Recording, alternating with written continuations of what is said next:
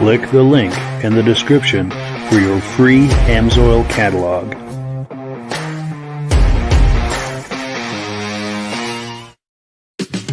Before we get started, I'd like to give a quick shout out to some of our friends.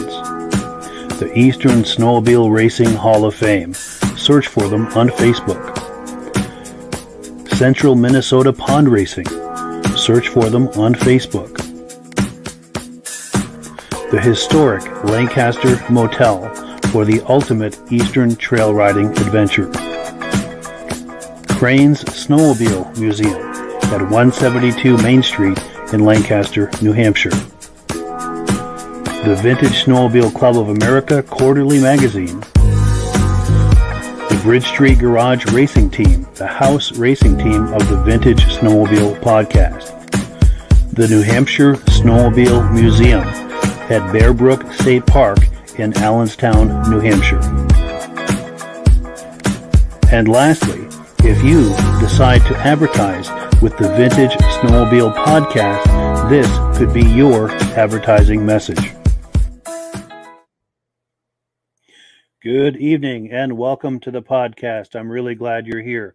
I have a robust lineup of vintage snowmobile entertainment on tap for you tonight.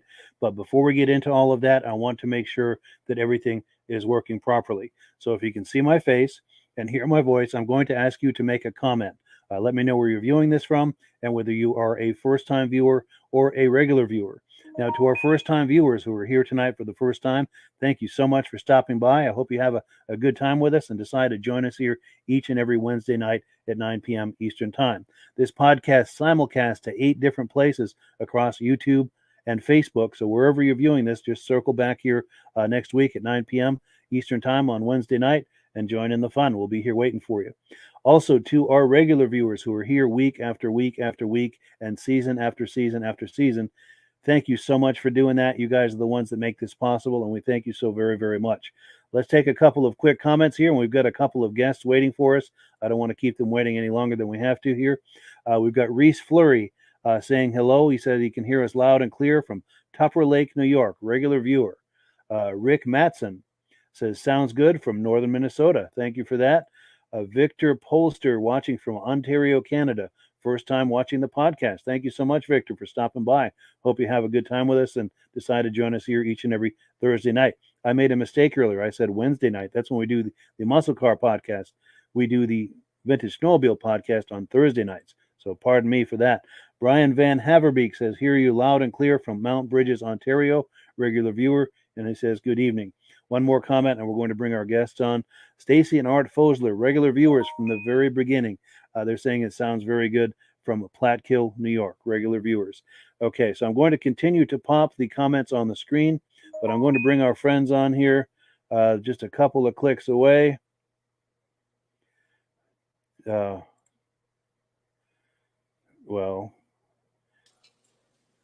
sorry, I'm clicking all the wrong buttons here. Okay, here we go. It's all in the button you click. Gentlemen, good evening. How are you doing tonight? Good, Mike. I'm doing good, Mike. Good. Nice to see you and nice to hear you as well. Cool deal. So we've got Rob Hilditch, our regular gentleman here, our Amsoil guy here. He's here with us each and every week, both on the Vintage Snowmobile Podcast and the Muscle Car Podcast. Thank you so much, Rob, for coming on. And then we've got Ray Lacasse, who's been on this podcast many times, and he's going to be telling us about some events that he's been involved with and has in the works. So we've got a robust evening for you on the theme of vintage snowmobiling. Before we get started, any comments, gentlemen?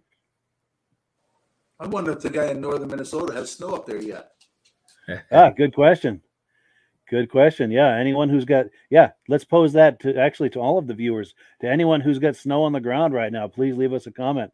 We'd love to hear if anyone's got snow, and if you've got enough for some yard riding, that's even better.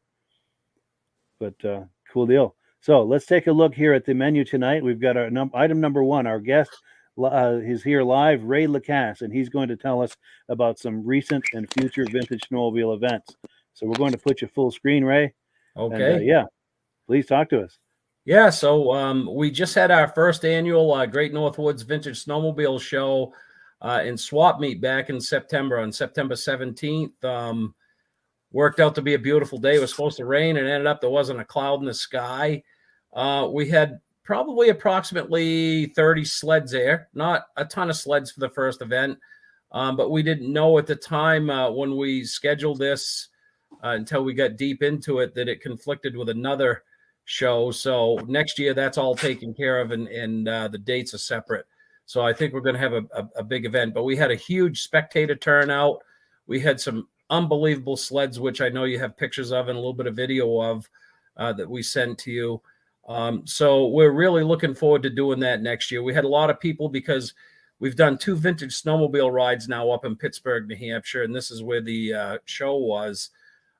We've done 2 Great Northwoods Vintage Snowmobile rides, which were huge successes.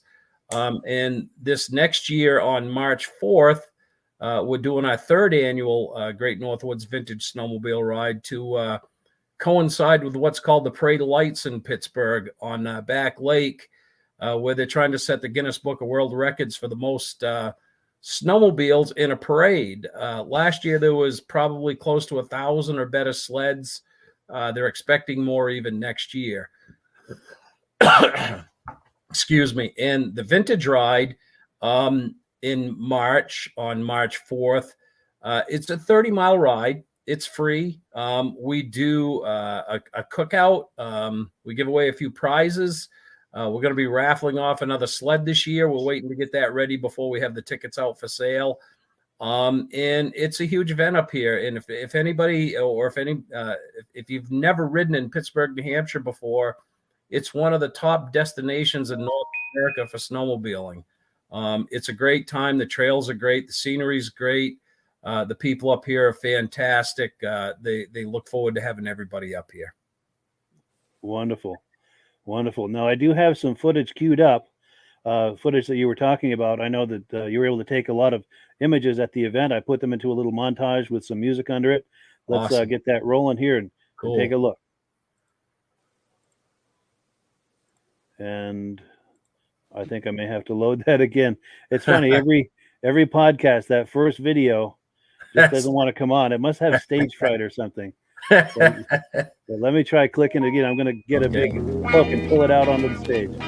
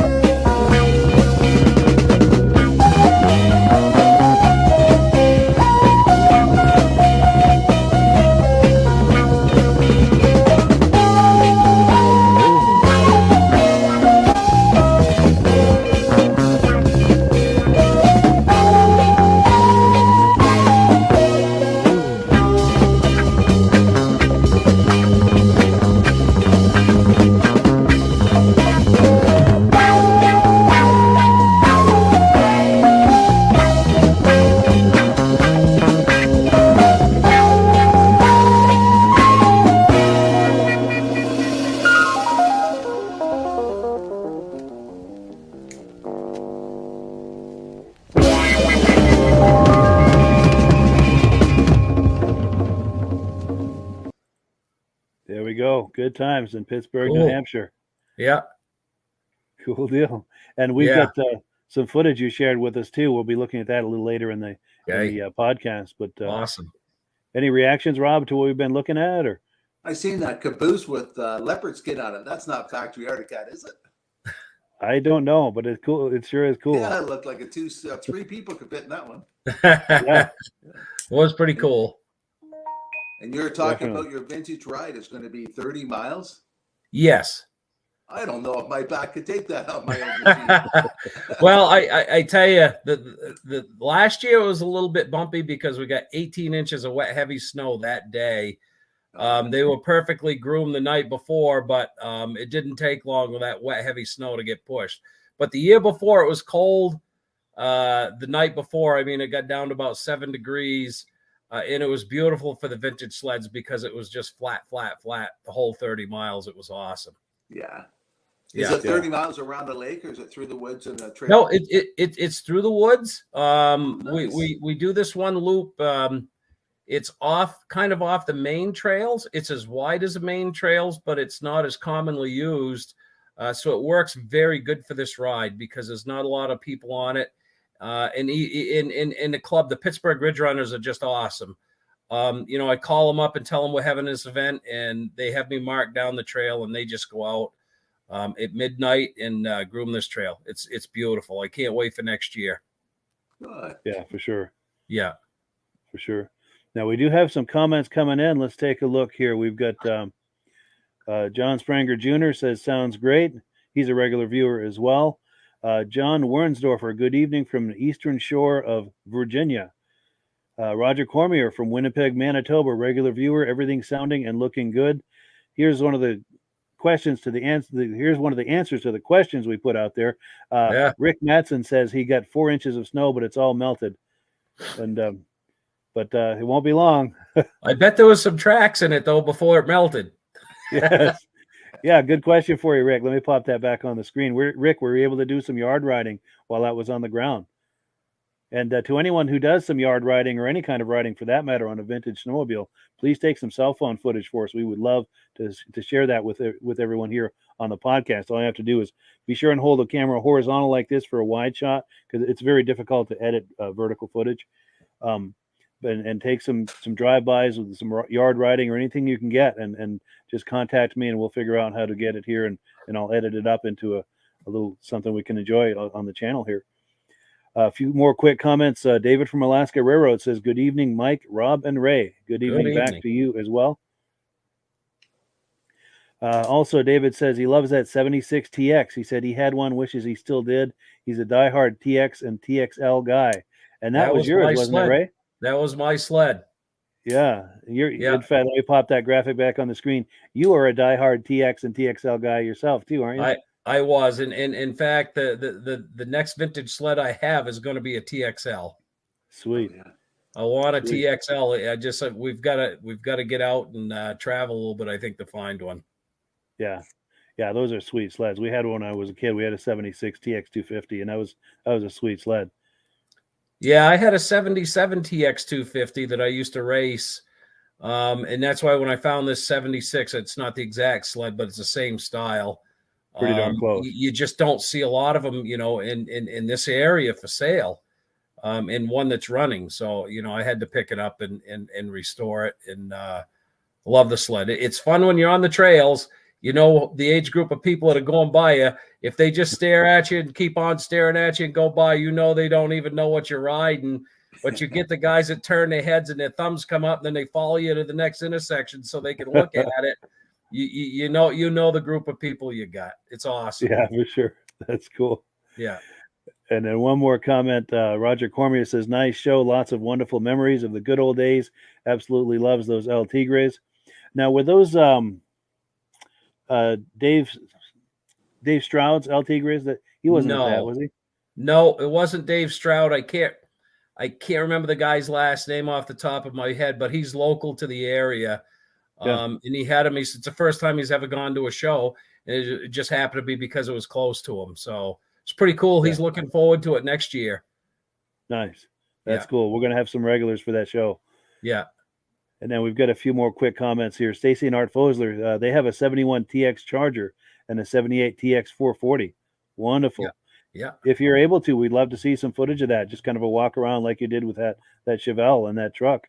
We would love to see that and share that on the podcast. David from Alaska Railroad says he has an awesome a 1980 TXL. Cool deal. Yeah, I'd love it. I think it might be a little ways to travel for that one, though. Yes. Now, was that when they went to the color blue? Was that the year they transitioned, or was that 79? Does either of you guys remember that? Well, I think 80 is when they went to the Centurion style. Yeah. I don't think it's the style like we have now, the 77 or the 76. I don't think it's that style. I think it's a Centurion style, if I remember correctly, in 80. Yeah, because I think it was 79 or 80 when they switched the whole lineup from white to blue. Yep. Yeah, and I think it might have been 80. I'm not 100% sure. Yeah, because I know my dad bought a brand new 1980 Gemini, and that was blue. And the prior year, or maybe the 2 years prior, it would have been white. Yeah. And then here we go. Brent Corbin says, watching from mid-Michigan, have had all the vintage sleds fired off last week and enjoying the show. Cool awesome. Deal. And okay, Stacy and Art Fosler, 1980, he believes, is when they changed from white to blue. That's what I thought. I wasn't 100% sure, but cool deal. Cool deal. Well, let's take a look at the menu here. We're on item number 2, and that means it's time for Rob to talk to us about AMSOIL. And let me bring up the graphic. Let me pull you full screen actually first, Rob. Here we go. The show is yours, Mike. Every month AMSOIL has a promotion thing, and this month they have a thing. If you order $100 worth, they're going to send you this extended pole with a magnet and a light on it. Yeah, it comes on. I had it on twice already. In case you drop a tool down an engine or something, it'll hold a pair of pliers. You can pick up a pole if you got it. Anybody who wants to get an AMSOIL discount, get a hold of Mike, because by becoming a preferred customer, you save 25% on all the products. You order $100 worth of products, they ship it to you free. You get a $5 gift card at your birthday. You buy $100 worth of product, you get a $5 gift card. You can use it towards either buying a hat or towards your membership or anything you want. But the next 2 weeks, they're offering anybody that orders can get this extended pole, 36 inches long it goes, with a light on the end of it. Just an extra gift for ordering some products. Yeah, that's a really useful tool and incredible value too. And there is a link in the description if you're curious about joining the Preferred Customer Program. There's a link in the description. Just click on that and get you started. Cool deal. Cool deal. So let's see. We are on item number 3. As we were reviewing that montage, we kept seeing that Rupp Rebel in there. I'm sure that's caught a lot of people's eye. Turns out he's someone that Ray and I both know. It's Ray Parenteau, and he lives just a few miles from me, maybe 10 miles from me. I was over there recently, and we were able to get some video footage of that Rupp Rebel. So let me, it just takes me a second here to get where I need to be, but I'm going to queue up that video, and let's take a look at that Rupp Rebel. Looker, man. I mean, they all are, but this one is really... Oh, my God.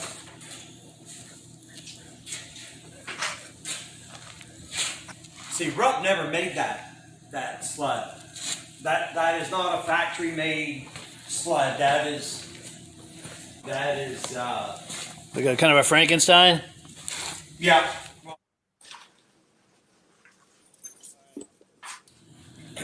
So, my name is Ray Parenteau. Live in Derby, Vermont. I acquired this sled this summer. A gentleman custom built this sled. His name is Rick Weaver. Rick Weaver built this sled probably 10 years ago. Rupp never built a sled like this. He calls it the Rebel. And it was mostly built out of NOS parts that he had acquired. And it is definitely eye candy. And that's why I bought it. Yeah, this is something. It's a fairly sweet looking thing. Now his concept, that's what we'll call it, is a concept sled.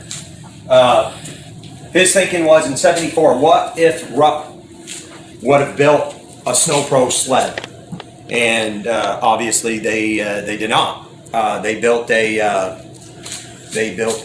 that time they built what was called the third dimension, and that was a limited sled. It really wasn't a production sled. It's a very desirable sled.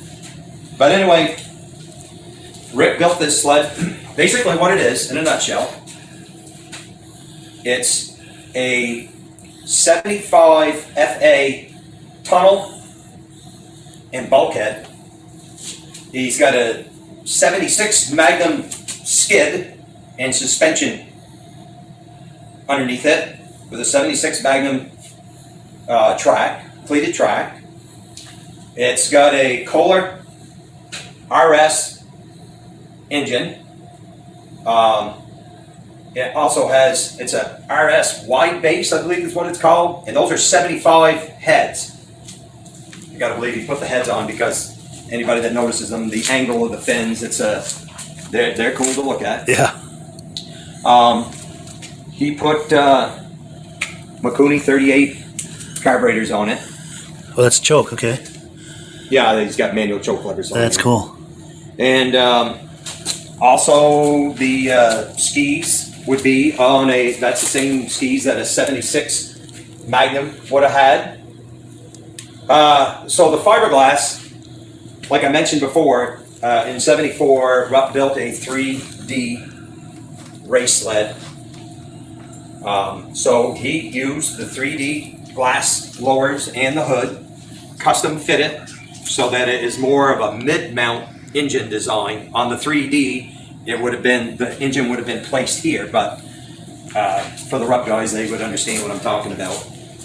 And he custom built this dash, and with the custom handlebars, kind of gives it the Snow Pro kind of look. And anyway, it had come up for sale this summer. I called Rick. We had a discussion over the phone. I bought parts from him. And so we had the discussion. I said I was interested in the sled. We made a deal. And I was able to hire Gary to truck it across the country and get it over this side of the world. So in a nutshell, it's obviously it's nothing that it's just another show sled to go along with the rest of the toy collection on this side. It's fairly loud. It does move on its own. I just acquired it this summer, so I will have to try it because that's what you do when you have these things. Yes, try it. of course. So in a nutshell, that's that. Now, when I bought the sled from Rick, I bought some. I wanted to know about it, and he was asking me. We were talking about the number 17 on the seat, and I asked him what was that all about. And when he built it, there was a gentleman who was murdered in his house for a home invasion. And when Rick built that, his name was Tracy Kruger was the gentleman's name, and apparently that was his race number. And Rick wanted to pay tribute to him, and that's what the 17 is all about. It's a nice way to honor a good friend. Yeah. I never knew the gentleman. I asked about what that was about, and I told him that, when I show my sleds at the shows, I always have a display sign for him, and somebody would ask, what's the 17 about? So I had that, it's a sad story, but that's at least you know what it's there for. Yeah, and it's a good way to honor the man's memory. Sure. Yeah. He was apparently he was a collector and vintage racer, and that's my knowledge about that. Yeah. Very cool.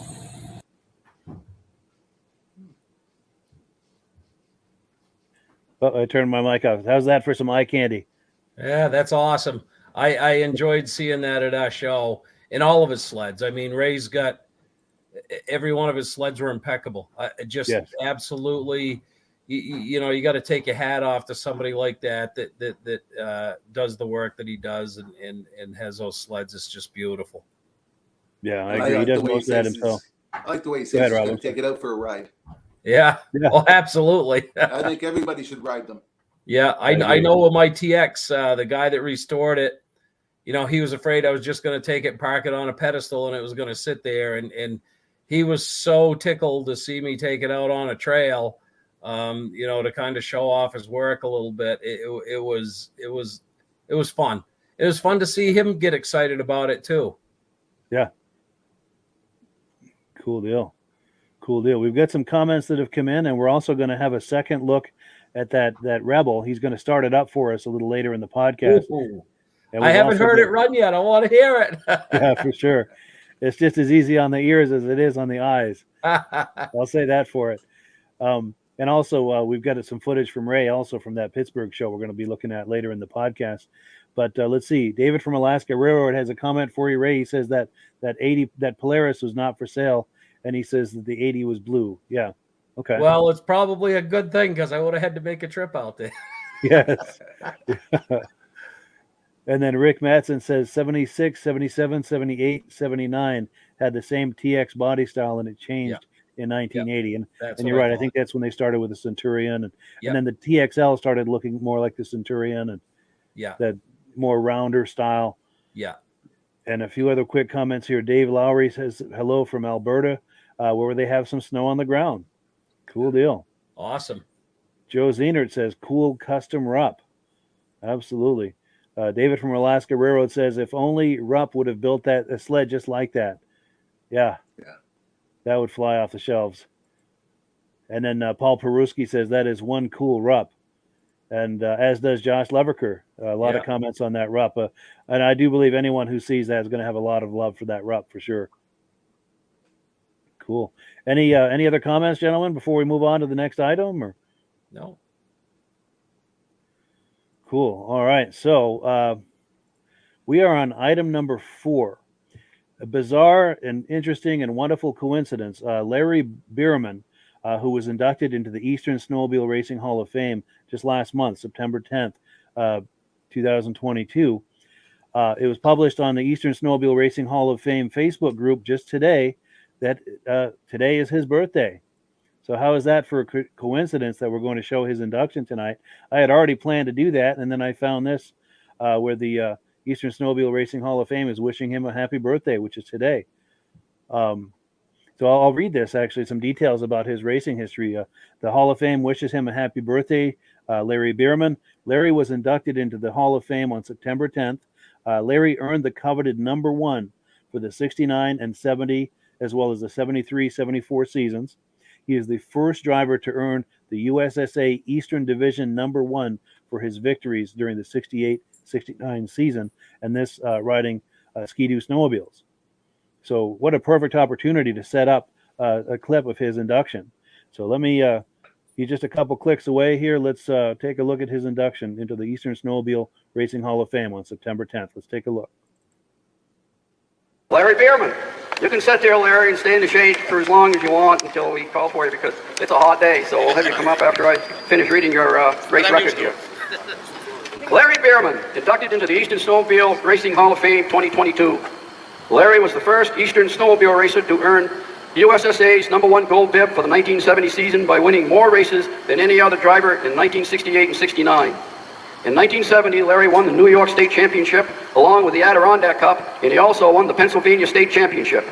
While racing Ski-Doo in the 1972 World Series in Ironwood, Michigan, Buerman won all heat races and semifinals in Mod 2, but he unfortunately hit the wall in the feature. In Mod 5, his choke stuck on one cylinder during the feature, but Larry still came in 3rd. Grabbing 5th in points for the Eastern Division in Mod 5 earned him gold bib number 11.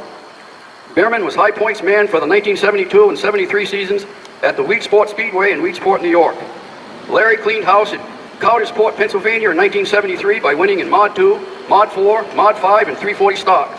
He went home with over $4,000 and still holds the average speed record on this half-mile track in Mod 4 and Mod 5. Think about it, 50 years ago. For the 1972-73 season, Larry Buerman made history again by becoming the very first racer to earn 2 number 1 gold bibs, and is only the 2nd person to do so by taking high points in Mod 2, Mod 4, and 5th in Mod 5. Larry was offered a spot as driver for the Alouette factory team by Gilles Villeneuve in 1974, but he's decided instead to become a USSA race director, which he was for the 74 and 75 season. Larry Buerman raced for Kostich Ski-Doo, Dufresne's Motorski, and Elliott & Hutchins Ski-Doo, all New York distributors. He was regarded as the man to beat by his many competitors during the golden era of snowmobile racing. Ladies and gentlemen, Larry Buerman.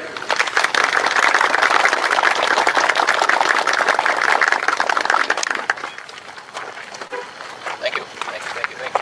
Let's get a picture of this first.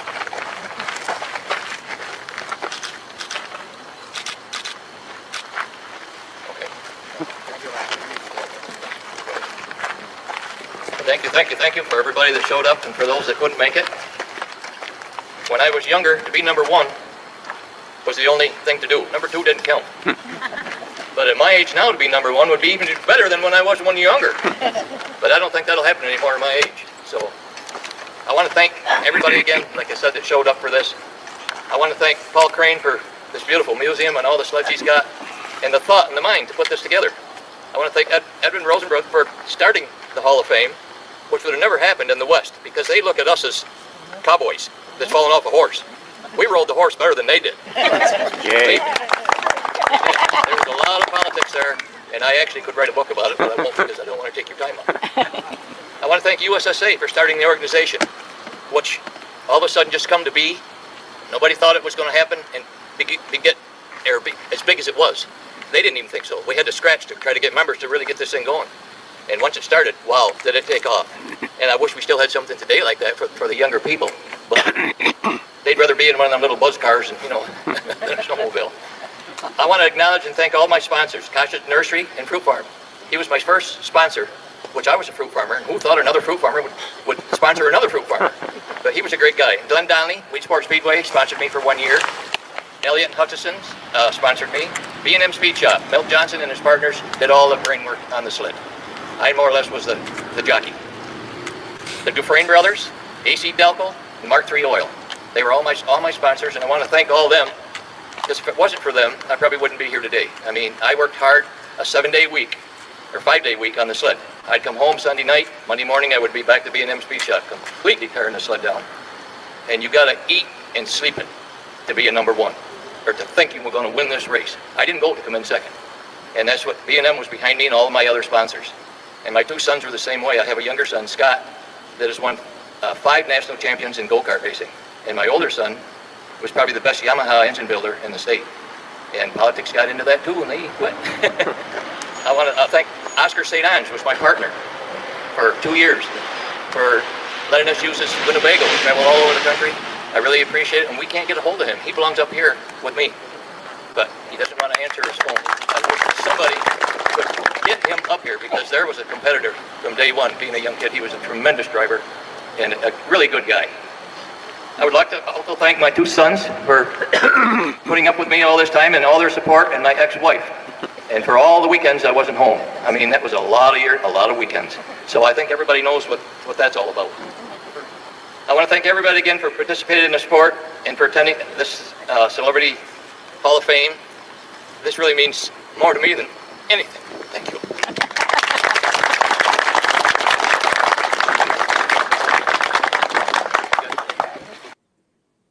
So yeah, Larry Buerman, happy birthday. Happy birthday, Larry. What a coincidence is that, huh? That's cool. That's a lot of awards to win. Yeah, for sure. 50 years later, he still has the fastest record, they said? Yes. Yeah, so impressive. And it was nice too, because that Hall of Fame induction ceremony, there's a lot of socializing before, during, and after that. And I had a chance to visit with him quite a bit and get to know him a little. A bunch of us had breakfast together, and just really nice to spend some time with him as well as some of the others. Very cool. In fact, since it's his birthday, we'll pop that image from back in the day. And yeah, happy birthday, Larry. Happy birthday. Yes. And we've got some comments coming in here. Let me find my place here. Here we go. Yes, Reese Fleury says, happy birthday, Larry. Cool deal. Roger Cormier says that Rupp Rebel is awesome, and we'll have a second look at that a little later in the podcast, so don't go anywhere. We're going to have a chance to hear that. David from Alaska Railroad says, nice job, Larry, and happy birthday. And Paul Peruski says, hats off to Larry. Absolutely. Very cool. Very cool. Any more comments on this, gentleman, before we move on to the next item? Or? Oh, good. That's quite an award he got. Yeah. For sure. You should be proud of that. Yes. And another thing too, just a quick shameless plug for the Eastern Snowmobile Racing Hall of Fame. They do that award ceremony every September. It's usually the second September. The second Saturday in September in Lancaster, New Hampshire, at Crane Snowmobile Museum. Please consider going if you're within driving distance. We'd love to see you. And if you can't make it because of distance or whatever reason, we also we stream it live to 8 different places on Facebook and YouTube. So wherever you're viewing this, you'll be able to watch it live. Lastly, where did I find out about his birthday and find this image? It was on the Eastern Snowmobile Racing Hall of Fame Facebook group. There's a link to it in the description. Also, if you just search for Eastern Snowmobile Racing Hall of Fame, that's where you can find this kind of information, anything to do with Eastern racing from back in the day, to find these kind of old photographs and news updates about racers. It's a heck of a fun place, that group. So next, we're on item number 5. We've got the video clip we've been talking about, and this is from the event that Ray Lacasse put on in Pittsburg, New Hampshire last month. Let's get that queued up here. And we're going to take a look. Here it comes. Stand back, everyone.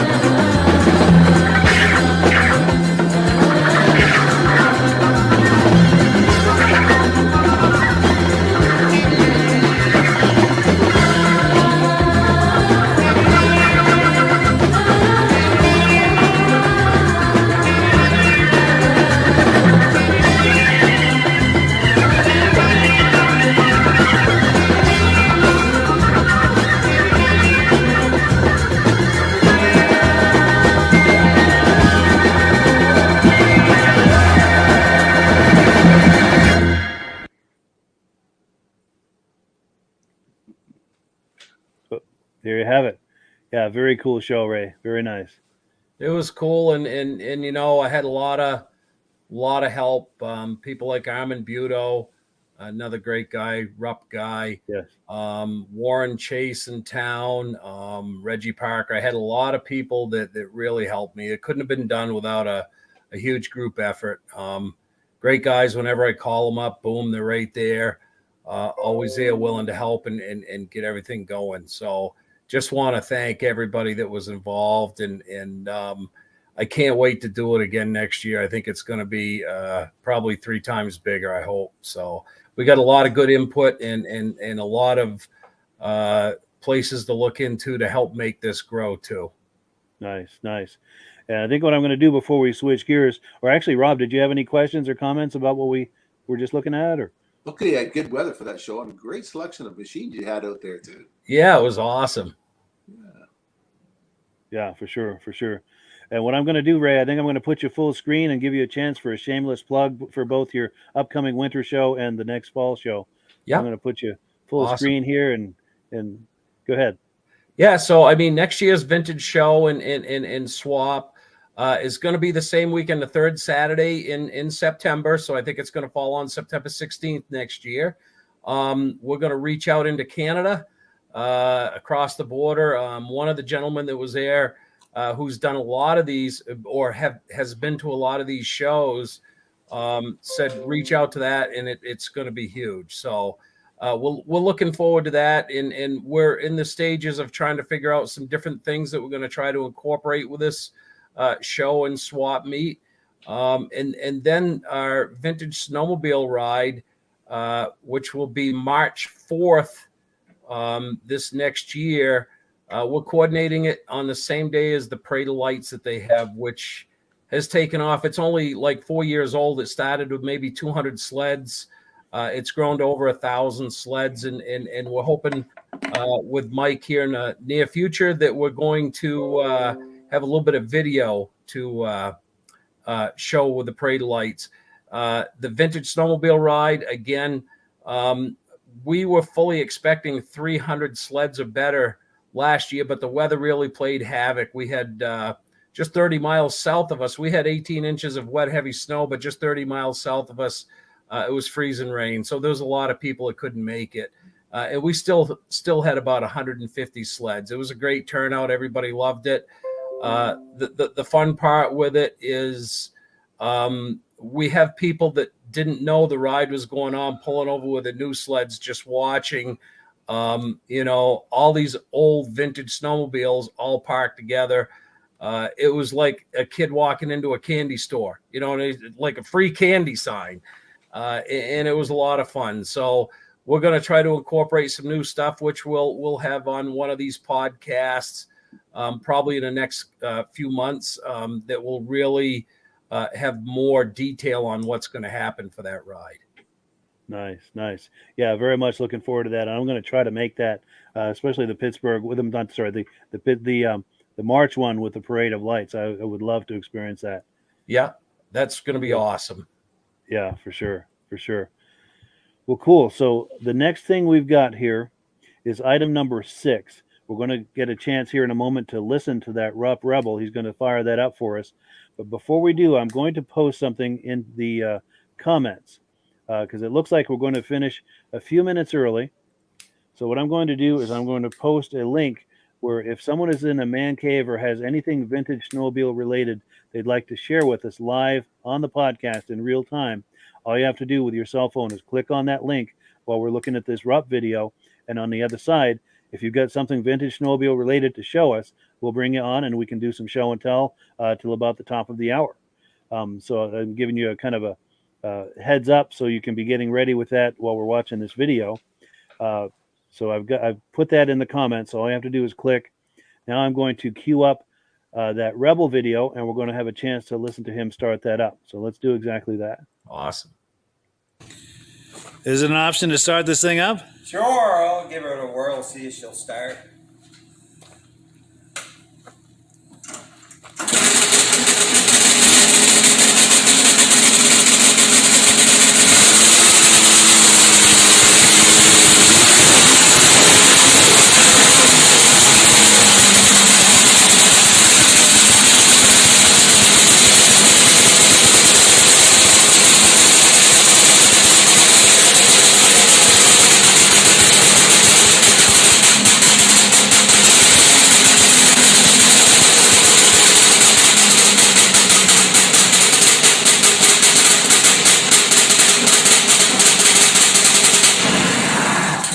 Very, very cool.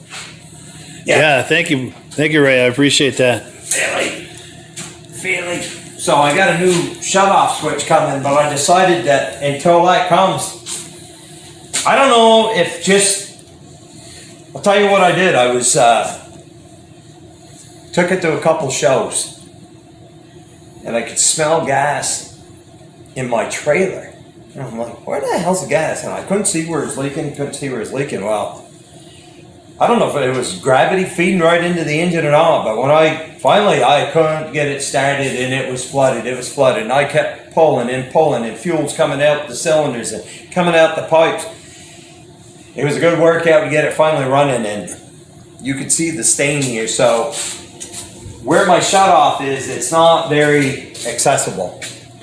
So I am now going to put a different shutoff where I can just reach in and shut it off. But right now we're just cheating. We're just pinching. Squeezing the hose. I just pinching the fuel line. That's a good idea. So that it will not do that again, because when I got it from Rick, he had told me, he said, I haven't started it for a while. I recommend you change all the fuel lines. Probably change it, clean that bottom, check your carburetors and such. And I did. There wasn't any tarnished fuel in there, but the fuel lines definitely needed to be changed. So it didn't take me much to have the thing running. I drained out all the old gas. If you notice, it's got a like an oval track style of race tank on there. So the bung is on the lower side of the right side of the tank, and the fuel just drains out fairly. It doesn't even have to have didn't have a check valve in it. So you learn a little bit. Yeah. So, but yeah, I will admit that this thing, it definitely has a cool factor to it. Oh yeah. It's just one man's dream of something that's cool. Oh, for sure. And like I said, I wish I could. I changed a few things when I bought it from Rick. The gauges on it. When I got the thing, I said to Rick, I said, I went to start it. And I said, none of the gauges are hooked up working. And he told me, he said, hey, I took that thing to shows and I did really well with the shows. But he said to me, I never had them hooked up. He said, I didn't want to get into the nuisance of all the wiring and all that. And I think that's fine. So I tried hooking them up. I couldn't make them work. So what we have is, he had 3 gauges. He had one for each cylinder head on the top, and the tack was in the center. Well, I just changed it around. So I have dual temperature gauges for the cylinder heads, and then I put a new old stock Rupp tack on there. Works great. And then I had, what do I gotta do about the whole, so I put his on-off switch was in a different spot. I put that there. And I don't think I hurt the look of it. No. And but I brought this thing to, I think I've been to 2 or 3 shows this summer with it, and I'm pretty calm. I think I've gotten a couple trophies with it. I believe it. I go to these shows. I just like it when other guys notice. They said, man, did you see that thing he's got? That's cool looking. Yeah, for sure. That's where I heard about it. I saw images from the Pittsburg show, and I saw this, and I said, that's got to be Ray's. Yeah. He must have picked up another sled. Yeah, I brought that Magnum, and I brought this guy here. Nice, yeah.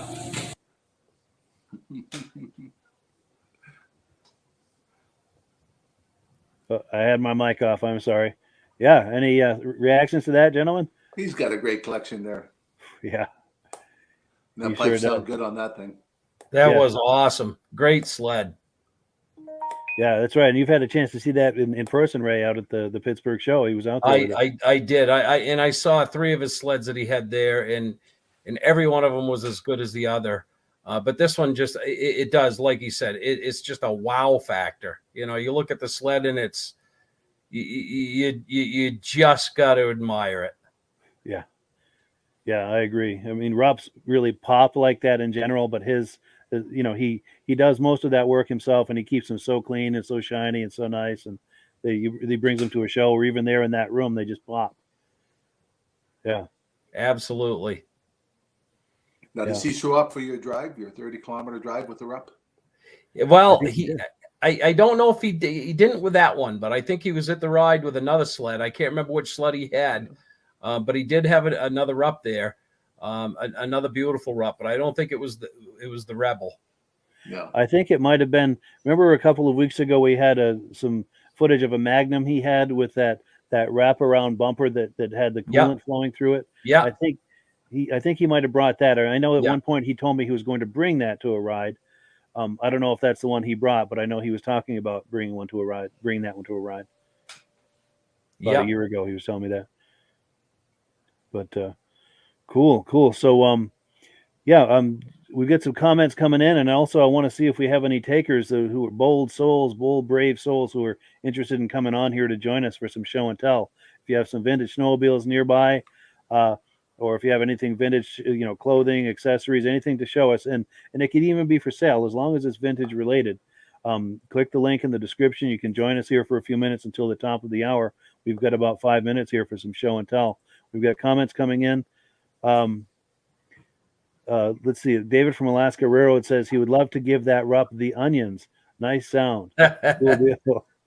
And then Roger Cormier says, very nice Rupp collection, and thanks for showing them. Yeah, he's got, 8 or 10 sleds in there, I think. He had a lot. Yeah, for sure. And then while we're waiting with that many sleds, how do you pick which one you're going to take to the show? Yeah, for sure.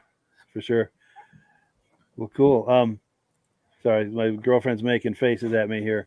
But while we're waiting for some bold soul to come on for some show and tell, I've got a backup plan to get us to the top of the hour. It's going to take a minute here to pop this on the screen. But I have a Facebook group that I do. Can you guys see this on the screen yet? Yep. Okay, good. All right, because I'm actually on the Facebook group, so I can't see what you guys are doing.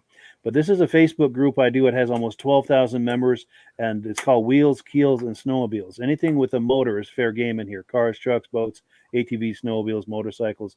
Let's scroll down and look at some of the snowmobiles that are for sale on here. And the reason I mention this is a wonderful place to view and post modern vintage snowmobiles, motorcycles, ATVs, anything with a motor. But there's a lot of vintage stuff on here, and I encourage people to post. And we're just going to scroll here for a minute and take a look at some of the things people have posted. I noticed on there just a couple of days ago, there was a nice 550 Skidoo on there for sale. Sweet. We may come across that here as we're scrolling. But, I'd like to incorporate this as kind of a trading post feature of the podcast as we move forward, and maybe spend a few minutes on every episode of the podcast and look at some of the vintage things that people have posted. So with that in mind, I'm kind of trying to plant the seed in people's minds. If you post vintage snowmobiles and vintage snowmobile related items in here, say on a Wednesday or a Thursday, I'll be looking for that during the podcast, and something we can all enjoy. And I think there's just a few more here. We've got a Kawasaki Drifter, got a TNT. Someone's got that goes onto the bed of a pickup truck.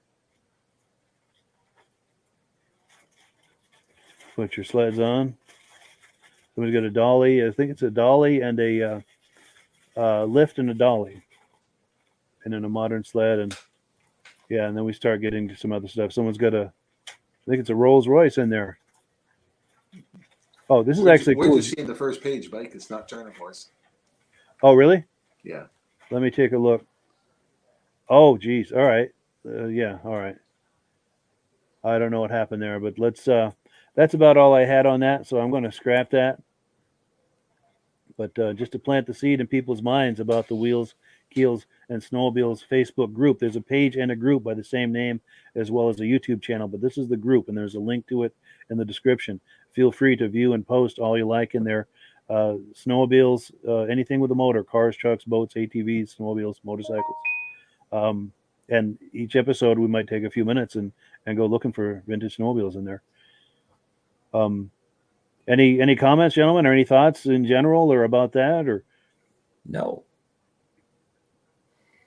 Yeah, those Rupps have got to be a nice looking machine. Yeah, absolutely. I just sent you a couple of pictures, Mike, of a row of Polarises, and then my Polaris in the snow when I took it out after we restored it in the snow. Oh yes, I see those. I figured I'd throw those in there for you. I think I might be able to bring those on. Let me see if I can find that tab. Yes, I think I've got it. Is that coming up on the screen? It's there it is. Yes, you got it. There we go. So this is your collection? It's not my collection. That's Midge Rosebrook's sled in the middle there, the number 25. My sled's right beside it on the right side. And the other TXs and TXL was a gentleman from Maine, Mark Holt, and his family that came over. Great group of people. And they've been to our vintage ride also. And so we had to line these up and get a picture of them. Yeah. Yeah, for sure. Very cool. And I think I might be able to get that other sled. And this is your 440. That's my 440. I love that picture with the snow and the trees. That could have been their cover photo, I think, on their magazine or on their promotions. Yes, absolutely. That could be right in a brochure or on the cover of a magazine. Yeah, that could be this year's Christmas card for you. Yeah. Good idea. There you go. I think you're onto something with that, Rob. I think that's a great idea. Yeah. Cool deal. All right, so we are at the top of the hour. I guess we don't have any takers on the coming on for some live show and tell, but we do have some comments coming in before we close the program. But gentlemen, or anyone viewing this, please keep that in mind for the future. We do have the ability to bring you on live for some show and tell. So if you've got vintage sleds nearby as you're viewing this, anything vintage related is okay if it's for sale, as long as it's a vintage snowmobile. Consider that for future episodes. And if we're not talking about that possibility, we doing live show and tell tonight, just ask me in the comments and we'll make it happen. If we get someone who wants to come on, we'll make it happen. But we've got David from Alaska Railroad saying, great show, gentlemen. Thank you. And we thank you as well.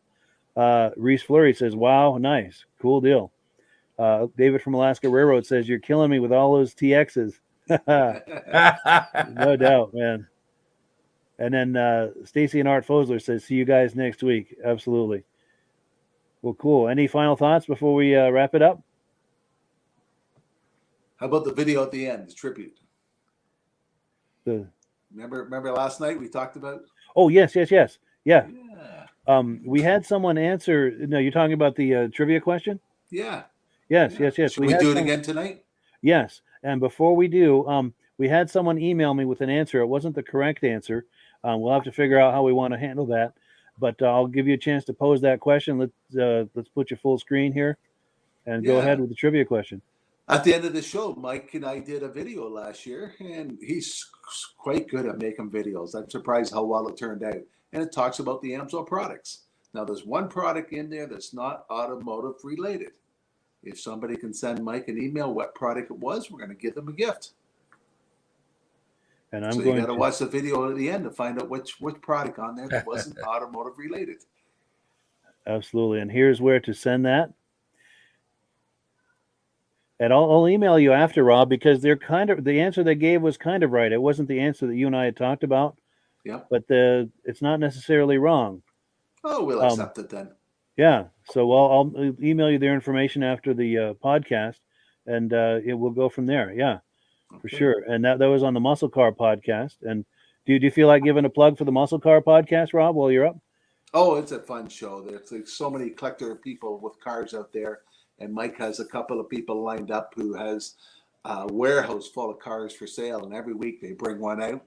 And they're in fantastic shape, these cars. The one last week, I think it was a $100,000 car, wasn't it? Yes. Yeah, I think that Charger, I think they were asking $109,000 or something for it. Yes. Well worth it. Well worth it for sure. That was a nice example. And there are links to the Muscle Car podcast in the description. So if anyone enjoys muscle cars and want to be a part of that as well, it's very similar to this podcast, just a different topic. We'd love to see you over there as well. But and then I guess one last thought, Ray, I'm going to put you full screen for one last quick final shameless plug for your upcoming shows. All right. The next upcoming show, March 4th, Vintage Snowmobile Ride, Great Northwoods Vintage Snowmobile Ride. It's free. We have a big cookout, big gathering. It's a 30-mile ride on some of the best trails you'll see. Just a great time and hope to see a lot of you guys out there. It's great to see the newer vintage sleds that have been restored. Some of the ones that aren't restored, it's fun to see them spray a little ether in those carburetors and go. I'm excited about it. And if anybody would like any information on it, they can reach out to me. My phone number is 603-387-0919. 0318. I know it's not on the screen, but any of the future shows. Permits? What's that? With your vintage ride, do you need trail permits and stuff like that? No, you don't. And that's a good question. I forgot to bring that up. You do not need a permit. We have a permit through the state for that ride. You do not need to register your sleds. Anybody can come and enjoy the trail. They just have to stay on that marked trail, which we mark it very well with signs. And thank you for asking that question. Totally forgot to So I can bring one of the barn. What's that? I can bring one of my barn ones out. Absolutely. Bring it over. I'd love to have you over here and go for the ride. And, the ride is great. The conversation after when we have the cookout is priceless. Everybody walking around everybody's sleds and talking about, oh, my parents used to have this. My grandparents had this. This is what we used to ride. This is, and the stories how we worked on them for 5 days to ride them for one. And, it's a lot of fun. The stories are priceless. And I think that's what really makes this take off and do what it does. It's a fun event. It was always a family event. It wasn't how fast could you go. It wasn't how far you're going to go. It was to go have a short little cookout beside the trail, have a snowball fight, and have a little bit of fun on the sleds. It was a lot of fun. Yeah, for sure. Cool deal. Well, we have come to that time. Thank you so much, Rob and Ray, for coming on. We really appreciate it. Wonderful podcast. Thank you, Mike. Sure, you're very welcome. And thank you also to the viewers. Thank you. And thank you also to the viewers for being here every week. We really appreciate it. And as always, final word goes to AMSOIL. Have a good one, guys. Hello, everyone. This is Rob and Mike. How you doing today, Rob? I'm doing good. Mike, yourself? Very well. Thank you so much for coming on. I appreciate it. Now, today, we're going to be talking about AMSOIL. And in a few moments, we're going to show you how you can get the deepest discounts, free shipping, and free gifts when you order your AMSOIL products through us. But first, I'm going to ask Rob to give you a quick description of what AMSOIL is and why you should consider using AMSOIL products in your motorized vehicles. Thanks, Mike. AMSOIL is 100% synthetic oil. Everybody uses AMSOIL for a different reason. Some people like the benefits that AMSOIL is warranted for 25,000 miles or 1 year. The reason we can do that is because AMSOIL doesn't oxidize. It doesn't form the usual carbons, gums, sludges like petroleum oils do. That's why we can keep it in the engines longer. Petroleum oils never do wear out. They oxidize themselves. That's why they have to be changed at 3,000 kilometers. And AMSOIL likes the benefit that you only have to change the oil once a year. That saves some money. Some of the people like the benefit of AMSOIL is it's a slipperier type lube. By having a slipperier type lube, it cuts down friction and drag. By less friction and drag, engines run 20 to 50 degrees cooler, better gas mileage. Now, AMSOIL says 25% more protection than the industry requires is in the AMSOIL bottles. My average customer gets about 10% increase in gas mileage. That's a big savings. Yeah. And by cutting down friction and drag, for every 10 degrees you cut down the friction and drag, doubles the life of the engine. So by having the engine run cooler, it makes it last longer. Some people like the benefit of the range of the AMSOIL. AMSOIL's flash point is 425 degrees, and it pours at 50 below zero.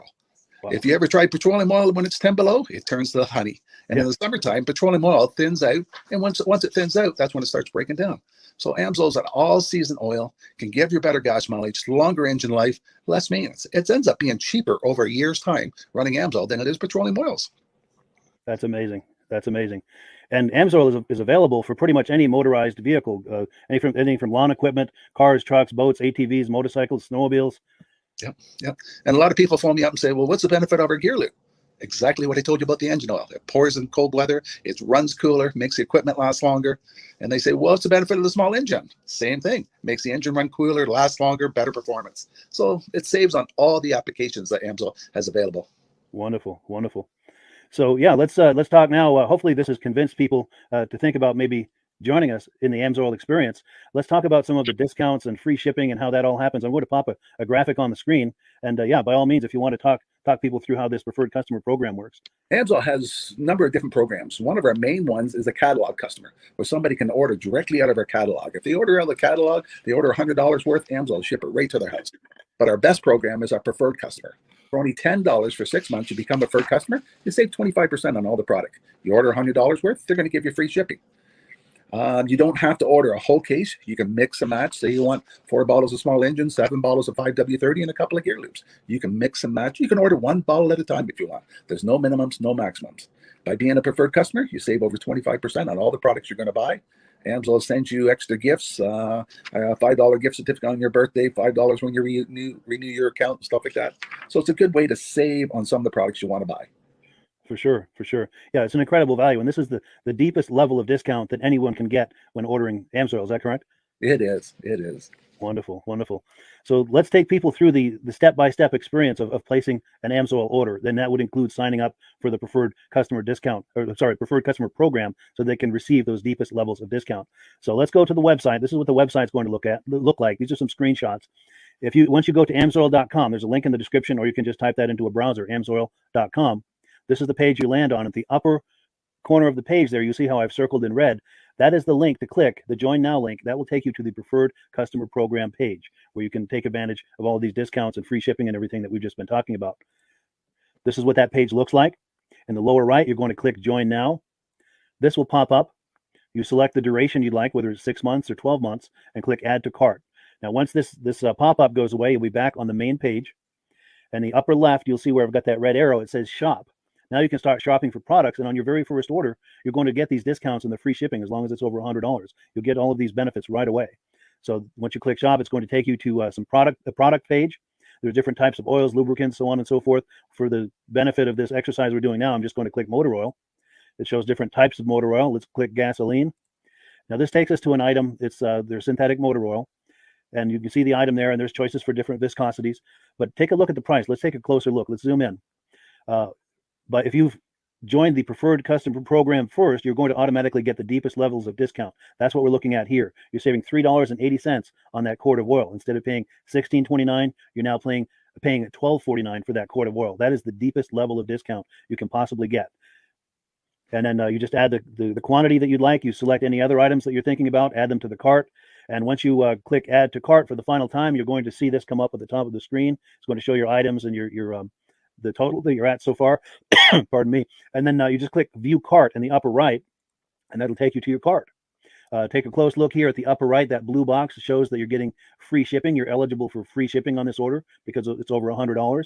That little yellow box shows that you've got the preferred customer membership on your order that gives you the deepest levels of discounts for the next 6 to 12 months. And then below that, you've got the items that have been selected. For the exercise here, I selected 9 quarts of the signature series, but that brings us up over $100 for the free shipping. We're saving $34.20. And if you're ready to finish, you click Checkout Now, and that takes you to this screen here. If you haven't signed up with an AMSOIL account at this point, just click in the lower right to create an account, create a new account. It's going to ask you for some basic information, name and those types of things. Now let's take a closer look. You'll see this gray shaded box. This is a very important box. This is going to ask you if someone has referred you to AMSOIL. And if so, please enter my name. My name is Mike LaPierre. It's spelled right there on the screen for the correct spelling. And also the referral number, 304-555-94. That's how you make sure that Rob and I get credit for this. Now, in the interest of full disclosure, I have signed up for AMSOIL under Rob. So when you order using this referral number, Rob and I both benefit. So if you enjoy these podcasts that we're doing, this is a wonderful way to support the podcast, because when you order using this referral number, Rob and I both benefit. And the commissions I make go directly toward offsetting the cost of doing these podcasts. So I thank you in advance for using my referral number. I very much appreciate it. And once you've done that, you just go into the next screen to enter your payment information, and you're done. Now, once you've placed your order that's over $100, and that order includes your AMSOIL Preferred Customer Program, you are now eligible to get a free DVD from myself. Now, this is going to be either a muscle car DVD or a vintage snowmobile DVD. Use the email address on the screen, wkspodcasts@gmail.com. Send me an email. Let me know which DVD you would like me to send you, the muscle car or the vintage snowmobile DVD, and I'll get that right out to you. As you're typing in that email, in the subject line, be sure and type in capital letters "free DVD requests" so it stands out as I'm checking my email, and we'll get that right out to you. So I guess the last thing, Rob, that we wanted to talk about is if someone is considering AMSOIL as a business opportunity. Yes. If anybody has a retail or a commercial account and they would like to buy directly from AMSOIL, just send Mike a line. He'll show you how to set up, and you can buy directly from AMSOIL. But if you are interested in starting your own part-time business, a part-time business that can grow into a full-time income, Mike and I will show you the AMSOIL marketing plan. AMSOIL has a large selection of products that cover almost every application. So it doesn't matter if you're into snowmobile, boating, or ATVing or hot rods, we have an oil for every application. It's a fun type business that's I really enjoy doing. Where else can I go and have fun and make money doing it? And Mike and I are here to help you all the way along. If you need any help on how to promote or to find new accounts, we're here to help you. For sure, for sure. So when you sign up under that that number, this 304-555-94, you're getting Rob and I as a team. Now, Rob has been doing AMSOIL for 40 years. Can you believe that? 40 years. So he knows every aspect of this business, and he knows all of the ins and outs of the products. So he'll be able to help you with any kind of product questions or any kind of questions to show you the different business models that you can do with AMSOIL. And then the other thing that you get when you sign up under me is I've got a strong background in social media. So if you need some coaching on how to generate AMSOIL leads using Facebook and YouTube, I'm happy to coach you with that when you sign up under Rob and I.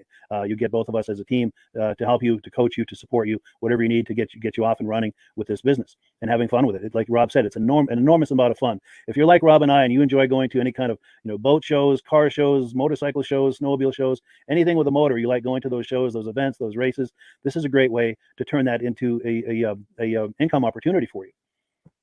Yes. And just by wearing my AMSOIL hat at one of these events, people come up and ask me about AMSOIL. People don't know where to buy it, and I'm there to help them, show them where they can buy the product. Perfect. Well, cool. Well, this is great. Any final thoughts, Rob, before we wrap it up? AMSOIL's a fun business. AMSOIL's been around since 1968. It was the first synthetic oil to be AI approved. Wow. Yeah. That's amazing. And that's very early in the game too, isn't it? Yes. For sure.